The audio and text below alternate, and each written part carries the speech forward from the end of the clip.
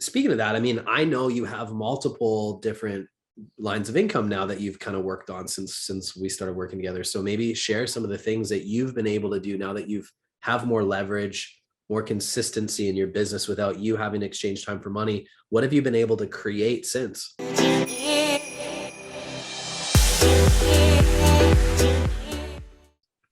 Yeah, I mean, so obviously, we're with EXP, so I'm making rev share, so that's one line of business, and it's not, it's making a few thousand for me, but it's nice money. I'm not going to complain about it, right?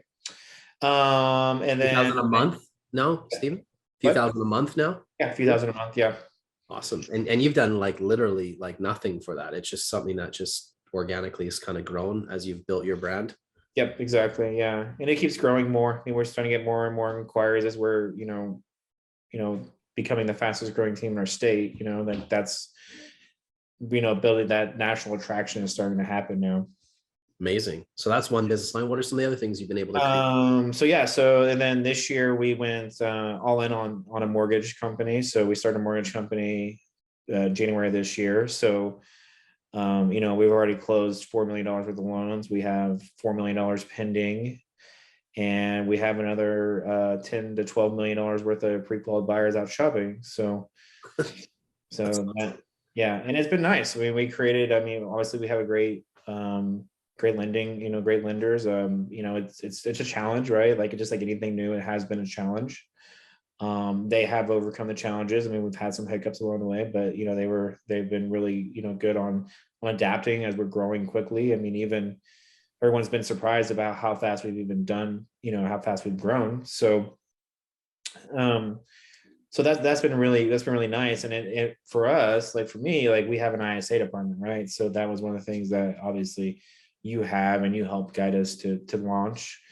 So we have buyer, or we're talking to buyers all day long. I mean, they're just over there just pounding the phones, text messages, having conversations. And so obviously as an agent, you would prefer your person that you worked with to talk to a lender.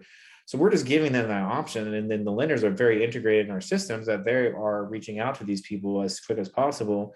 And we've just been working on scripts and working on processes on how to really increase that pull through to them. And I mean, I think this weekend we set, like on Saturday, we set 8, pre-approval appointments, Wow, that's awesome. it's we're seeing it's increasing our stickiness with our clients, and it's just increasing our conversion rate, because now you have an agent that's working on the conversion and the lender working on the conversion, which is just going to increase the conversion. And if one wins, then that's fine, right? Like if the lender gets a business, but they decide they have an agent friend, like that's fine. But from the marketing, from me being the marketing company, I don't care, because we're still getting revenue off of that, right? Still paying back for some of the marketing that we're spending. The same thing on the side, on the agent side, right? So if the agent gets the business and they decide to use their lender, perfect, happy with that, right? Like this is, and obviously, and working with you, you've instilled in me the abundance mindset, which wasn't, available like at my last brokerage. It was very much like we got to keep our secrets. And we constantly, are talking about that, like in our environment, like, hey, it's all right, like it's all right that we lost that lead, or it's okay we lost that buyer, right? Like it's fine. Like there's 10 more behind it.